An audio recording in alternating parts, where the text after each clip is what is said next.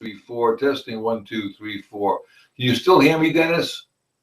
Well, not only can I hear you, but today you are sitting on the left side, and I see Susan sitting to the right. Okay, now we have the voice working properly. So all my work was in vain. Well, no, what you were saying was that all kinds of belief systems tend, if people hold to them very strictly, they tend to divide us. And we're trying to make bridges between people. We're trying to help people communicate with each other beyond their belief systems, to find the commonality that we all have as humans. Right. Our humane commonalities. And those are what we're talking about when we're talking about the HREM, the Human Renewable Energy Measure. We're talking about the common things that everyone needs to survive: food, shelter, and education, and that these things, through economics, should be measured, and they can be measured as the very first obligation of our economic system, that our work of a minimal contribution of work is equal to those basic needs being made, and then the free market and extra hours, if you want to put extra hours of work in for other things that you want, then you have your individual motivation and ambition to do that. What we're trying to talk about today is some of what Pope Francis brought out in his encyclical last spring, late spring it came out, I believe, about our common home. He was trying to show commonality also. Now, I want to bring something out. The Pope is saying the same thing as we are. That's amazing. He's talking about the problem with the economic system. I can read some quotes. But I just want to bring something out that if the Pope can't get recognition on mainstream TV, well, he got a little, but how can we do that? That's sort of impossible because mainstream.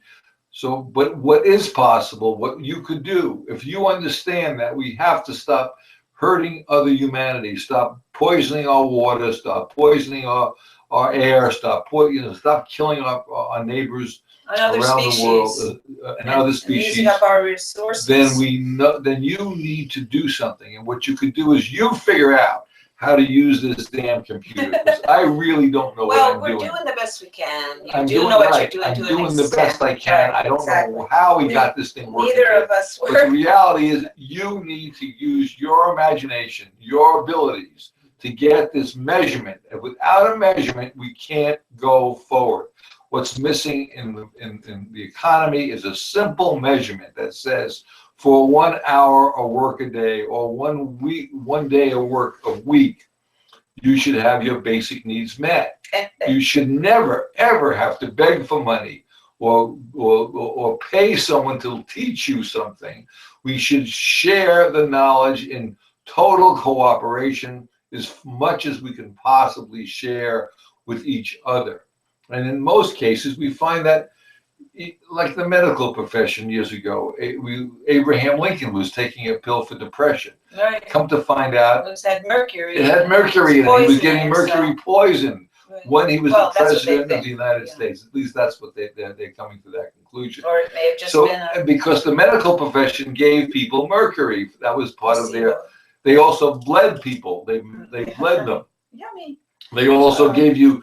They put leeches on you. I mean, to get rid of poisons or something. I mean, this was the learning process for humanity it's always growing, and we have to change the way we do our economic system. It must be based on physical needs met, and that has to be based on energy units which are measurable.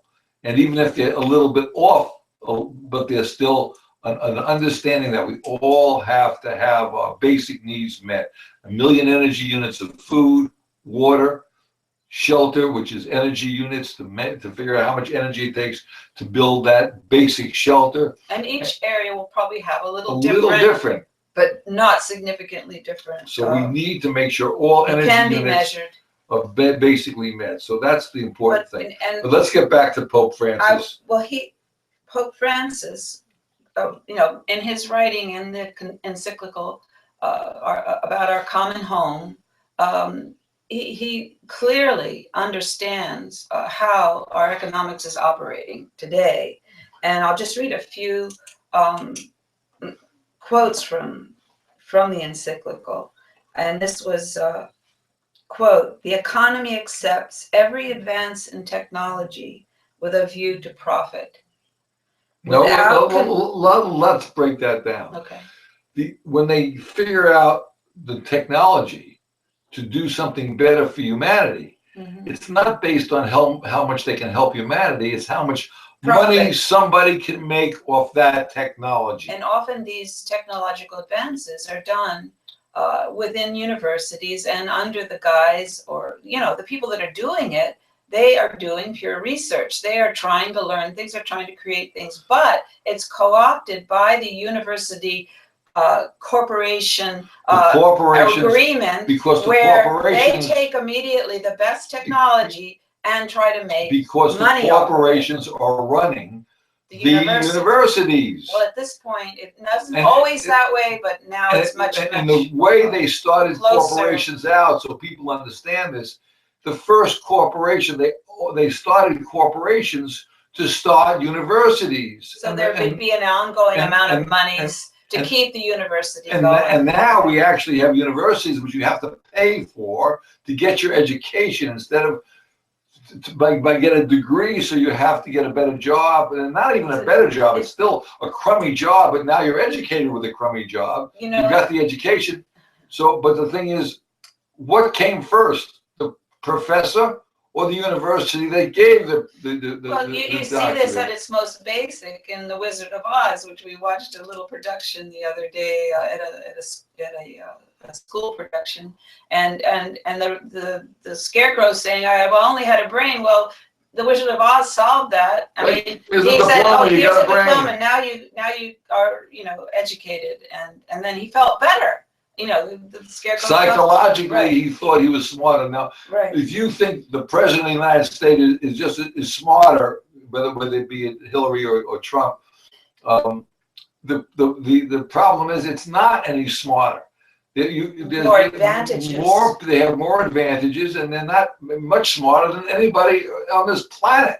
I mean, people believe that they're smarter, but they're not. They have advantages. They have money. They want to run. They're ambitious. If you would call the word, and some people call them greedy. They want more. They want to be able to control, power and control. That's greed, if you want to look at it that way. That's pure greed. They're not really looking to help anyone. They're not going to change anything. They have to kowtow to the very wealthy people. And this is not just in the United States. It's worldwide. The kings all over the world 2,000 years ago were doing the same stuff. They didn't change one bit. Now Donald Trump and Hillary Clinton want to become king and queen of the most powerful nation in the world. And the reason why we're powerful, the military, which is because of the military. Right. So this is pretty crazy stuff. And then they want to. And then so, do you want to make a change? That's the question. Do you want our economics to serve humanity and other life forms on this planet, or do you want to continue with an old school kind of used up idea, which is what it is operating on right now, which is power and control? A few people benefit because they're imitating the lack of humanity of the economic system. The people who are controlling it are the ones who have the most money. And the money has no real value except in what we give it. If we believe that gold is a great thing to have and we're willing to work our life away to make a pile of gold, well, that's your belief system. It has no real value, the gold. If you're working your life away to pile up gold or silver, all encouraged and in this case, to have this money. Mindset. Jeff. Money, right. Yes. Money it's a mindset. Money is not real. It's a form of transfer, but we believe it's real. Our belief system is so strong. It's become a commodity. That commodity, that money, is what we strive for. Not how much better food we can have. Not the results of it, or the possibility of creating better lives for everyone on the planet, and preserving our resources and conserving and the making life species. better for all humanity. That's physical. That's what makes, that's the value, not the money, not the gold, not the silver.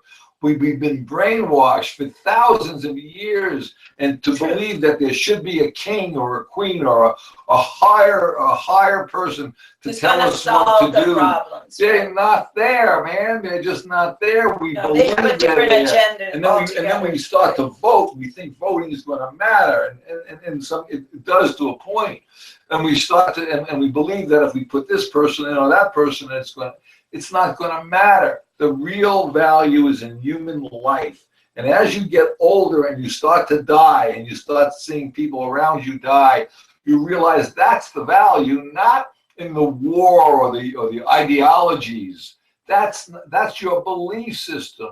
And if your belief system is that strong, it's so hard to change. People, say, well, I have a bad cold and I'm going to die. And the doctor says, no, you're going to die, but you're not going to die of a bad cold. And 30 years later, when the guy drops this, I told you I had a bad cold, I'm going to die.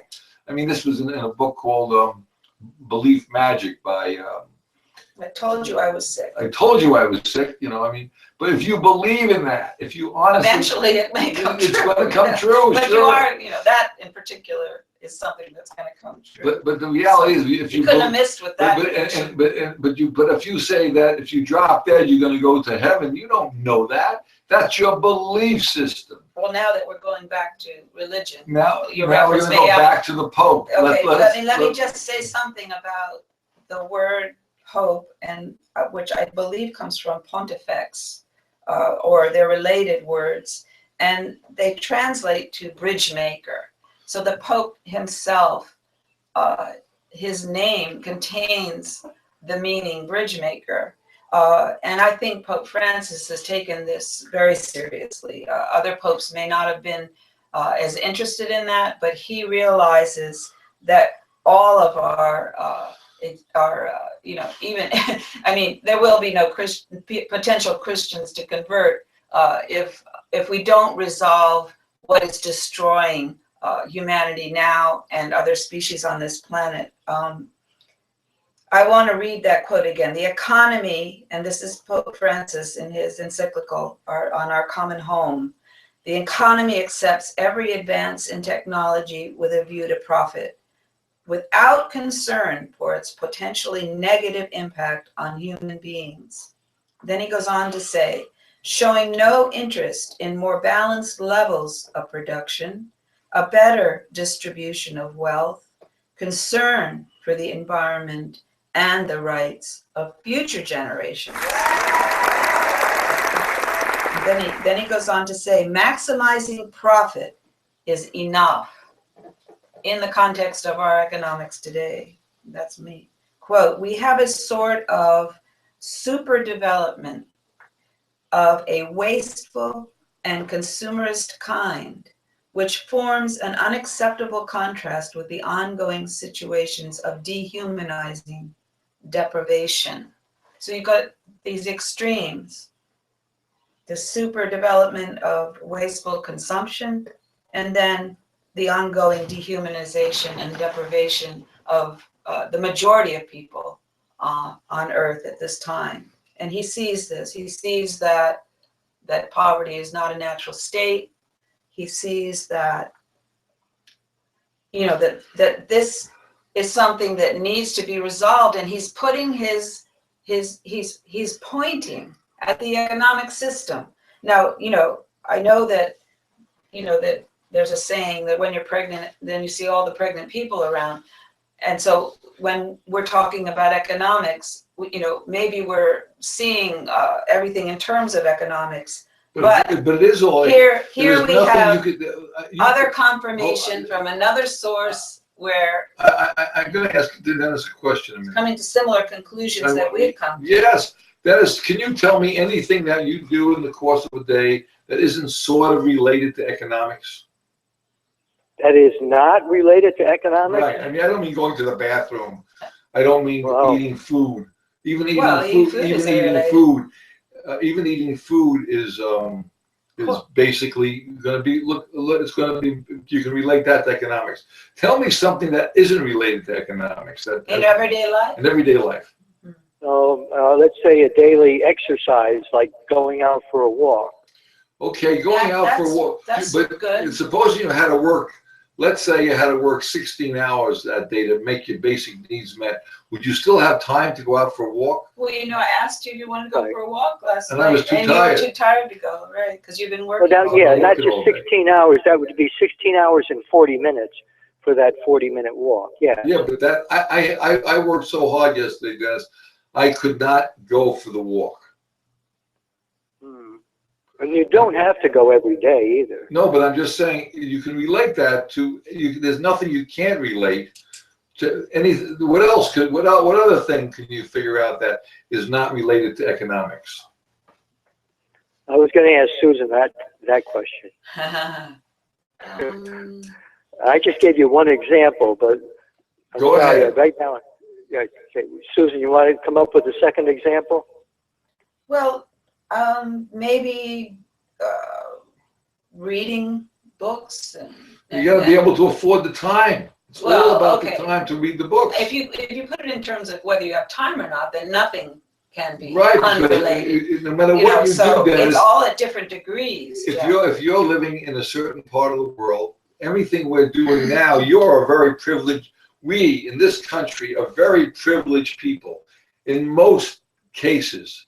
But there are, when I drive down the road and I see someone who's begging for food and shelter, and they're spending a good part of their life trying to get enough money together to buy their food and shelter. And if you have enough, and the object, and let me bring this out to you, Dennis, did you ever hear the expression, the object of labor is to gain leisure?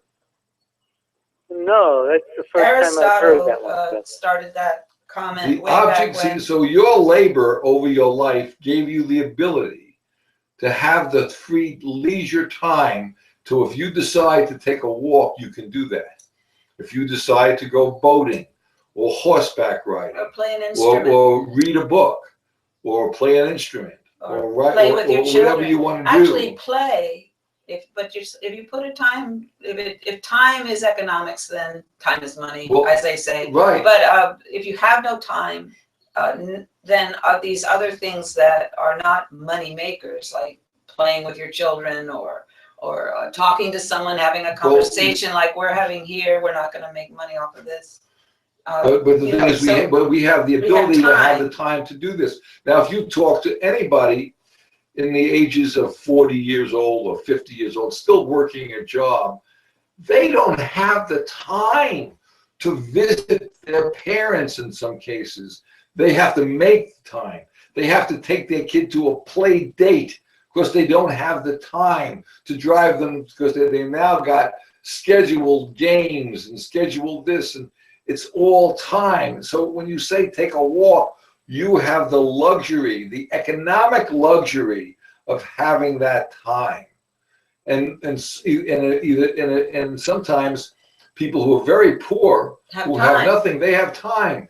They don't have, but they don't have a good quality of life. They're on someone on welfare, someone in the service, someone what else? The military, you actually have more free time than you would if you were working a real job, unless you have a very good job that you got educated for, that you're paying off a loan for. I mean, there's all this. Is all relates to the economic system. So, I mean, we try to have a scheduled show because maybe people would like to call in. By the way, if you want to call in, what's the number, Dennis, to call in on? I can start it. 863-812-4736. If you want to call in, there's quite a few people watching the program. 863-812-4736. I just wanted to read a couple more. Go ahead. Because we are talking about how Pope Francis was trying to focus the attention on what economics is doing to our common home, our common good. He actually, quote, says, economic interest prevails over the common good. And so I want to read this paragraph that he said. It's actually paragraph 18, if you want to find it in the encyclical, in the encyclical, where he talks about rapidification, and he made up a word for something that he feels is happening. Quote, "The continued acceleration of changes affecting humanity and the planet is coupled today with a more intensified pace of life and work, which might be called rapidification. Although change is part of the working of complex systems, the speed with which human activity has developed contrasts with the naturally slow pace of biological evolution. Moreover, the goals of this rapid and constant change are not necessarily geared to the common good or to the integral, sustainable human development. Change is something desirable, yet it becomes a source of anxiety when it causes harm to the world and to the quality of life of much of humanity." That's the end of that quote. And what he's saying is there's an unnatural, rapid development that's happening because of human activity, because of the way we're relating to each other and developing our social agreements and our societies and our nations and our way of, that's the preferred way of life or whatever, that this is happening incredibly rapidly and, accelerated by the enhancement of labor, which fossil fuels have brought us. There's been a huge bubble of development and technology ever since, 200 years ago or so. Right. And so this is even more pressure and speed because more is being made, more is being promoted to the public, that they need things like this and that and more larger things, more things, whatever. Okay, well, more money, more power. When you said that, I want to bring this out. There are certain needs we have, and some people will say emotionally we need to be touched, we need to be loved, and that's probably true. But putting the emotions aside, putting the words of emotions aside, hate, love, greed, want, get rid of the emotions. But there are certain needs we have to stay alive, and that's education, food, and shelter. We must have those. Every human being is exactly the same about their energy units for that. And every living creature needs those things. Everything alive requires those basic needs. But our economics is something we're all operating now. under. Then we have. We're coerced. Then we have wants. Into it. Then we have wants, and our want may be to be king or president or head of this, to have, because we believe that's very important. Then we have the people who say, well, if we make those people the king, they'll take care of us. They'll keep us safe. And that's where I'm hearing that on our mainstream media now through presidential candidates saying, I'm going to keep you safe if you vote me in as your king or your president. And you know logically that this is ridiculous. It's totally ridiculous. So people's belief system is saying, if we vote somebody in, they believe that strongly they'll make it better for them. That's wrong. The system itself is so corrupt that the media is corrupted by money. The media, the presidential candidates are put in worldwide because of economic systems that perpetuate itself, that keeps a very small population of the world population very, very wealthy. And that's why you have, and they brought this out on one of the media programs this morning. That's the result of a profit-making economic right, system. but now you have the two different. The natural result. You have the two different parties saying the same things. You have the Tea Party, which is hard right, and then you have the hard left party, which is the left movement, which is called the Occupy movement. They're both saying the same things now. They want to change that. It's fair for all humanity. Get rid of big government. And the reason why they want to get rid of big government is because big government is not helping the population and it's at being large. Controlled by the economics. Right. Now, what did you hear this morning about the attitude of banking or the stock market or whatever in terms of political parties. They don't care. Right. Absolutely. There's going to be a money market program that's going to go to the conventions. And basically the person said on that program that it doesn't matter which party you vote for. It doesn't even matter which is in office. The system is going to run itself no matter what. Because of the economic, the way that system. That's focused. But they're looking at they don't care which party gets in. It doesn't matter. It's well, the economics. But they know it can't impact them. But they know, right. It doesn't impact the very wealthy, no matter who gets into office. Right. It will, however. They're looking at the little different things that they could bring out. Where they can pressure the change of the laws and whatever. Right. And, how you change it. And this is happening a lot faster than ever before, with the establishment of Citizens United, the Supreme Court ruling, very, very damaging because it gives even more power to the corporations who have no value. They don't have any help. They're not going to help humanity. They're going to go for a profit-driven motive. And what happens is, this is very interesting. You have people who want to make money on money, and then they want to take their money and help their kids and grandchildren out or make it better for the system around them personally. But they don't realize how damaging this is. What they're doing is to their own kids. They can never make enough money. To the next generation, as the Pope said. They can't, right, for the next generation. They can't. If they no concern for the environment and the rights of future generations. If they make so much money and we pollute the world and pollute the water, their kids they couldn't buy enough to stay alive. And it's going to wind up creating wars and famine and diseases because we are doing stuff that is horrendously bad. And it's so frustrating. I'm so sorry that I feel like I'm frustrated a bit. But well, it's frustrating when you go through the litany of things that are symptoms of a flawed economic or dysfunctional economic system that we're all trying to function within. Try to get this measurement into the vocabulary.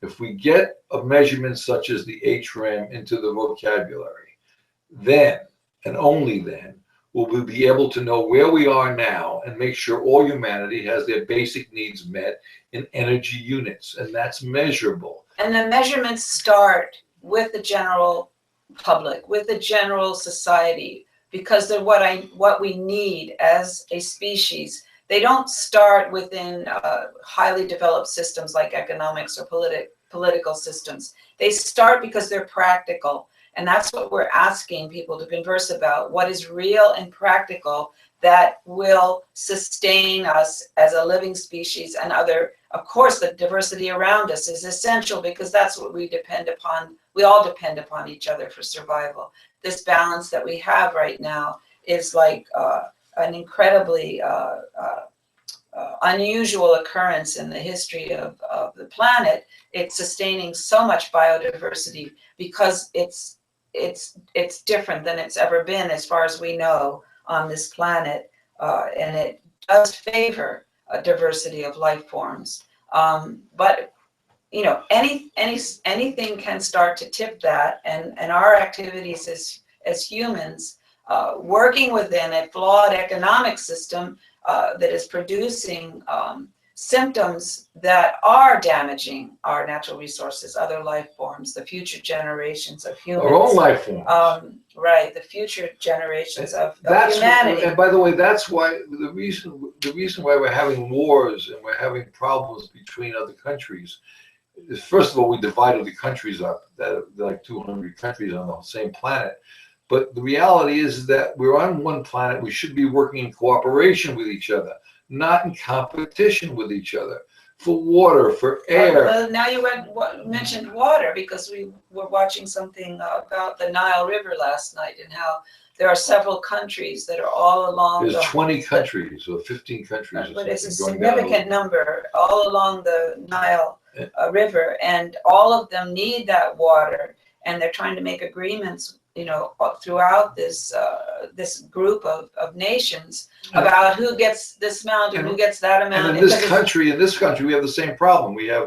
There are lots of places where water is a serious problem, and as the population grows, we're going to have more problems with water. So we need to do. And that's one of the essentials. Right. One of the needs. Water, food are water together. is a human right. Air, water, and shelter are human rights. Right. And Pope Francis speaks to this also in that same encyclical quote. Even as the quality of water is constantly diminishing, in some places there is a growing tendency, despite this scarcity, to privatize this resource, turning it into a commodity subject to the laws of the market.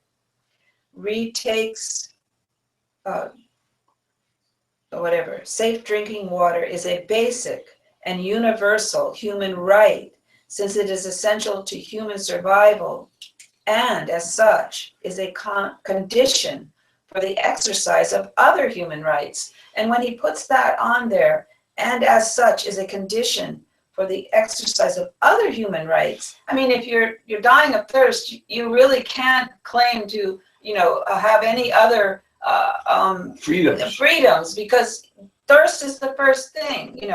Then you can eat something. Then you can function. How much, if you could? Let me ask you, Dennis. Let me ask you a question, Dennis. I'll get you out there. How much, if I take away your water, how much would you pay to get a glass of water?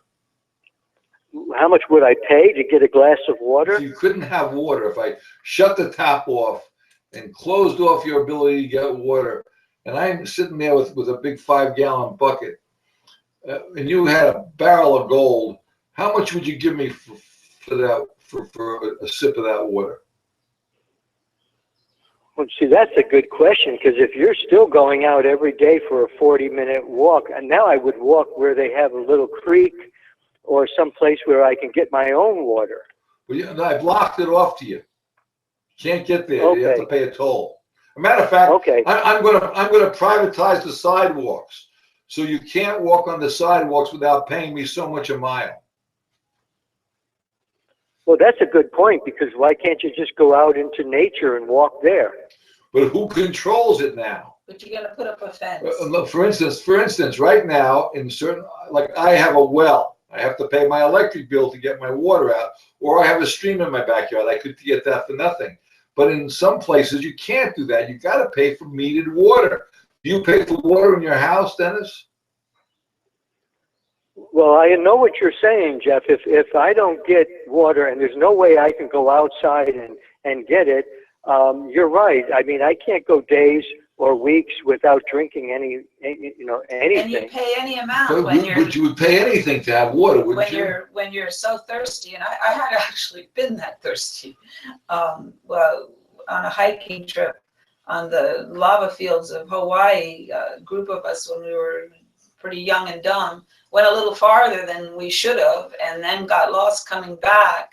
And we only had a limited amount of water with us, which was used up quite quickly. And we had to spend the night on the lava fields themselves. And the next day had to walk, quite a few miles to get to where, I tell you, it felt like, it really, really is an awful thing to feel that thirsty. And when we did finally get to water, I mean, I swear I must have drunk a gallon of it. Well, water, see, water and food, and we need that. And there's been many, many science fiction movies saying people had, tons of gold, and meanwhile they didn't have any water. They're out in the desert somewhere. We actually had one bottle of ketchup, and but that's crazy because it has so much salt in it. So, that was our desperate attempt to. But anyway, stave off. But the real value is in the natural resources that you require to stay alive, and that's food, shelter, and education. Those are the things. Now, let me ask you another question, Dennis. How do you know there's a stream near you that you could drink the water from? Well, to me, that's pretty easy to find. What you have to do when you're out walking is to find that just once, and then you can, remember it or write it down or whatever. So what you're saying basically, Dennis, is you have educated yourself by taking the walk and noticing the water. So now you could tell me that there's a stream where you walk where I can go get water. So you're educating me where I can get my water, right? There you go. And you could even sell it. I'm only half joking. If you had a dysfunctional government that needs reform, you could go out selling that water. How about a dysfunctional economic system that's controlling your dysfunctional government?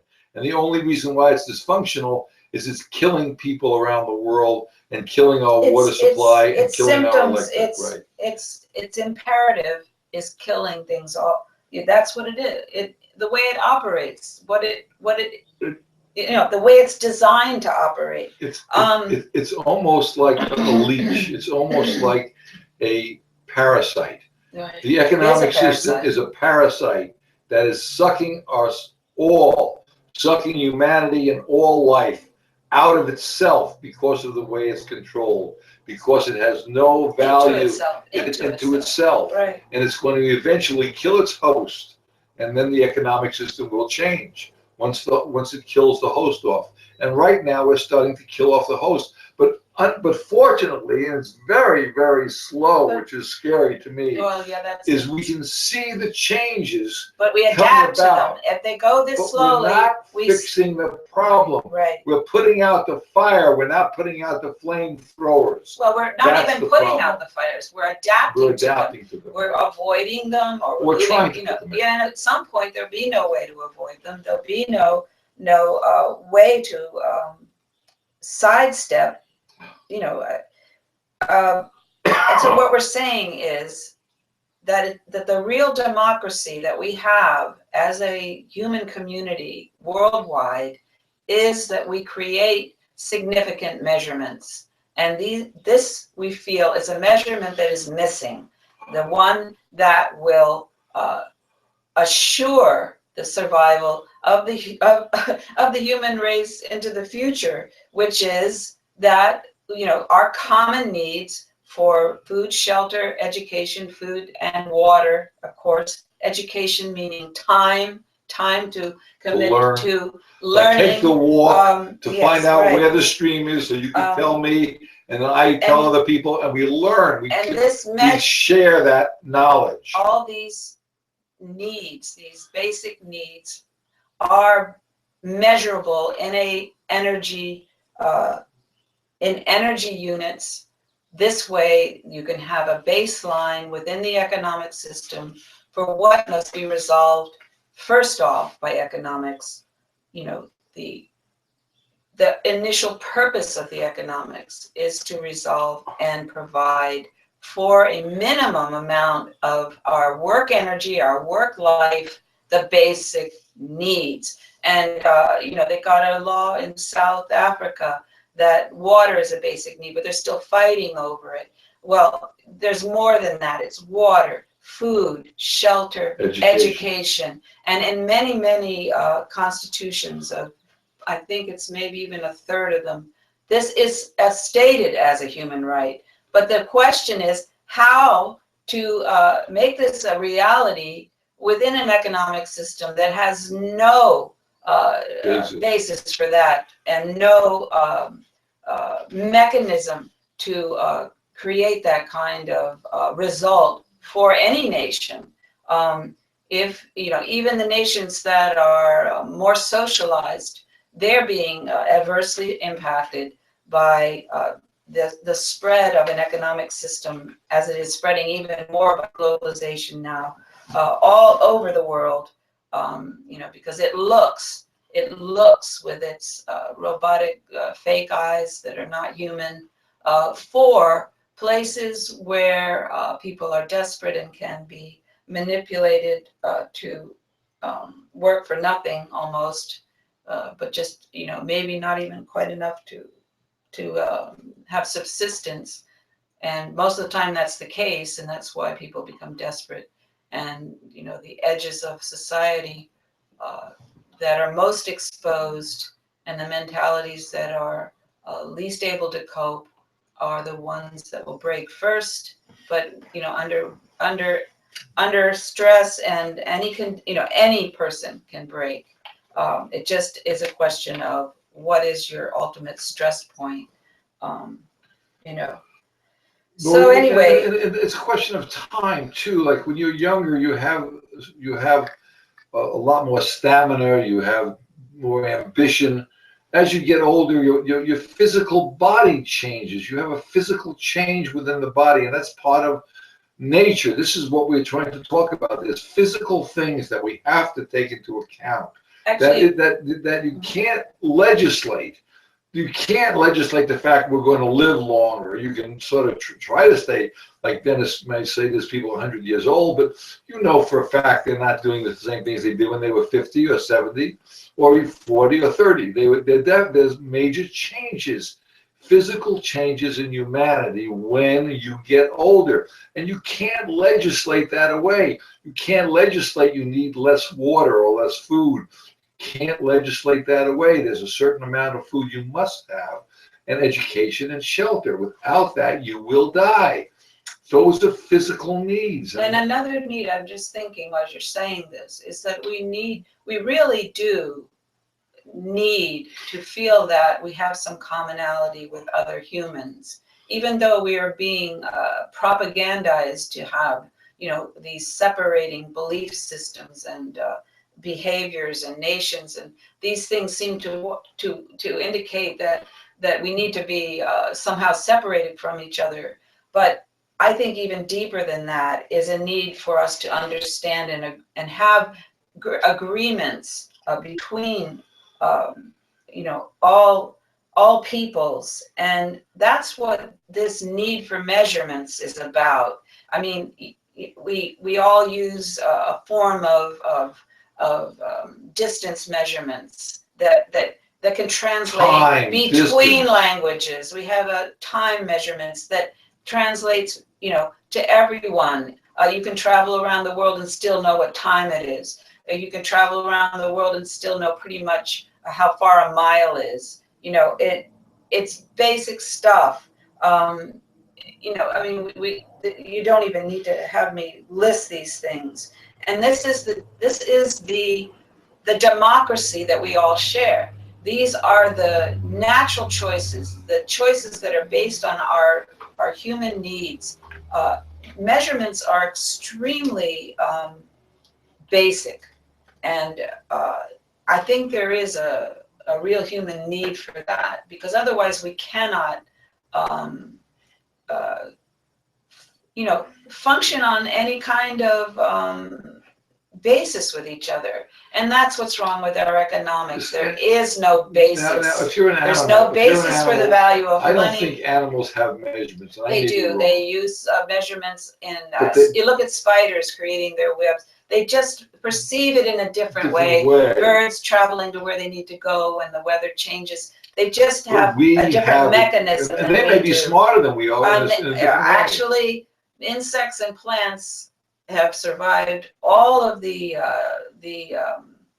extinctions, and they are much more highly evolved than we are, and are probably have mechanisms they do have mechanisms we don't understand for having achieved this kind of success as a living organisms. So there have been people who've tried to study the way that trees grow, the relationships, the measurements of their canopy to their roots, their height to their branches. They try, in our way. This is what we do.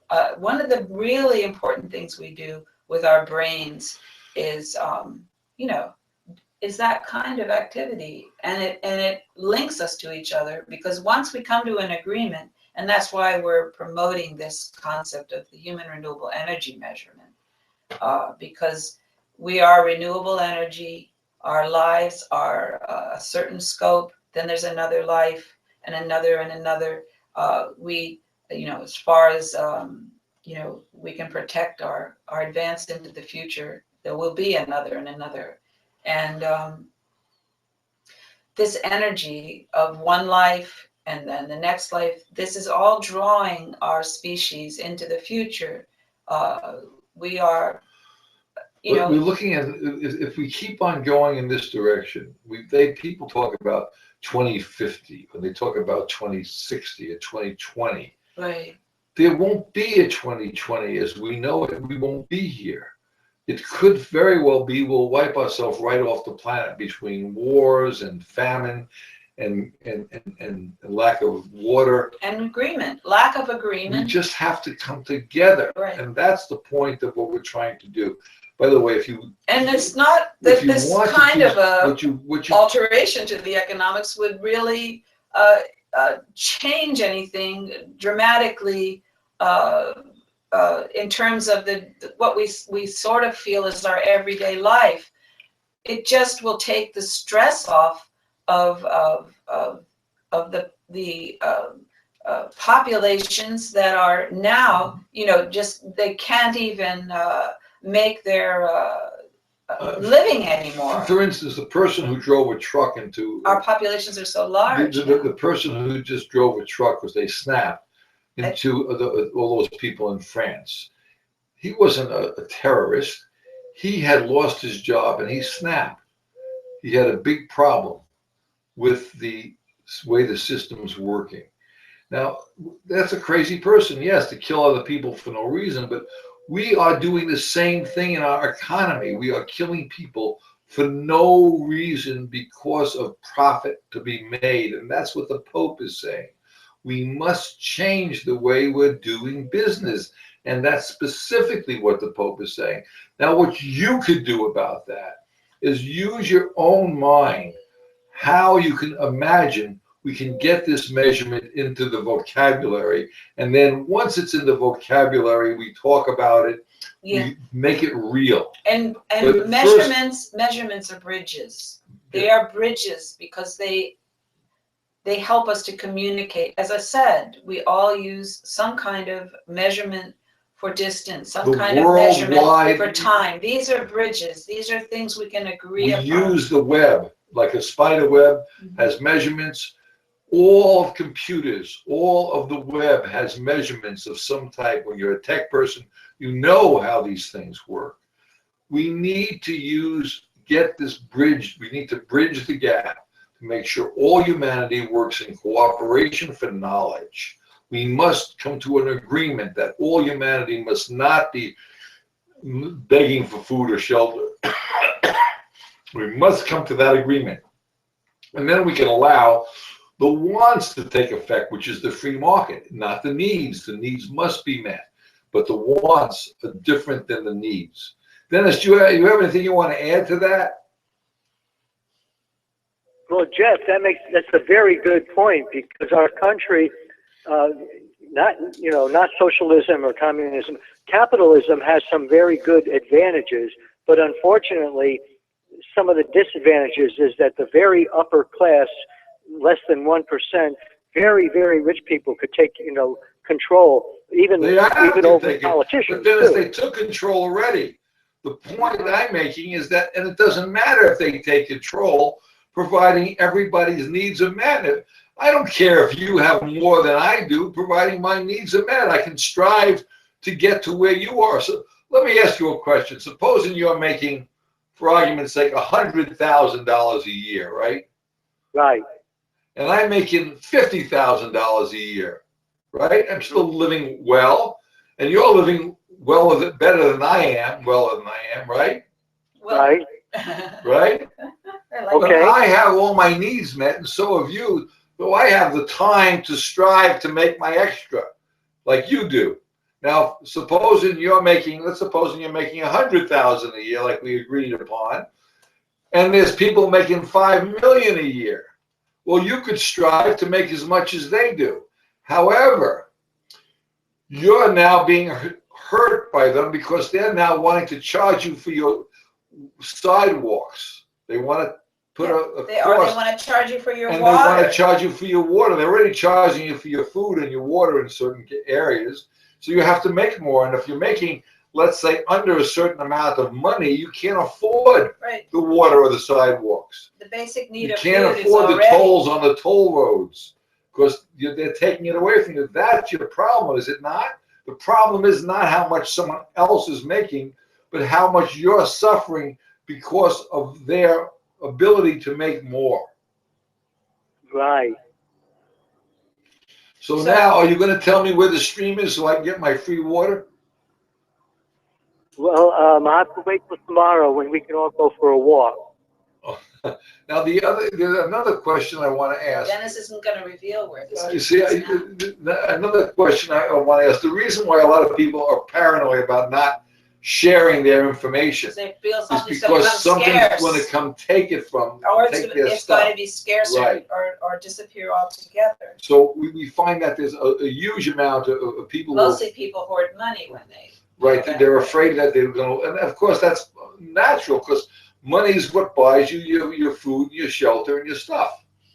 In fact, food, which is a basic need, has totally been monetized. That's right. Totally been monetized, and And where I are you going agree, to go if Jeff. you can't afford to buy food? What are you going to do? I mean, supposing you couldn't Well, you buy your start cereal. hunting, Supposing, where you can. let me ask you another question then. Supposing they took all your money away. They stopped your Social Security. The government said, we're not going to give you that anymore.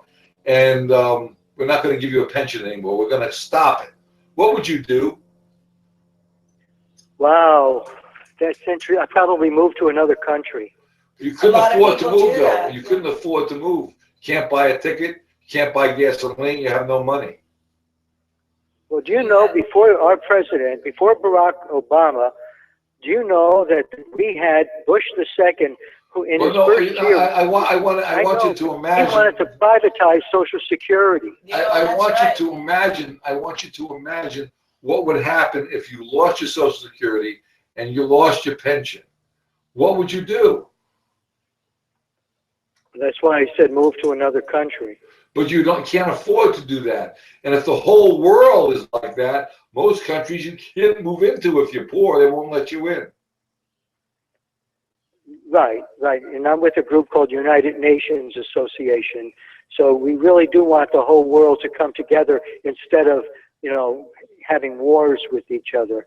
It's got a lot to do with the oil that's under the ground over there. Well, it actually has a lot to do with the economy because the economy has a lot to do with the oil. That's the conclusion I've come to. The oil is based on the economic worth. If the oil was abundance and we had tremendous amount of free energy, the oil would be worthless. And that's starting to happen.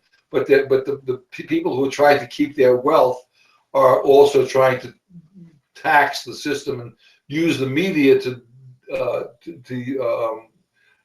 sort of criticize renewable energy. That's another big thing. They're using the media to give us a new belief system that renewable energy doesn't work. Anyway, I just want to get started. I just want to think about that. I'm sorry we had a little late start. We'll be back. You want to have a last word? Go ahead from Pope Bucky. Francis. From Pope Francis, right? He speaks about, quote, those richly biodiverse lungs of our planet, which are the Amazon and the Congo basins, or the great aquifers and glaciers. We know how important these are for the entire Earth and for the future of humanity. The ecosystems of tropical forests possess an enormously complex biodiversity, which is almost impossible to appreciate fully.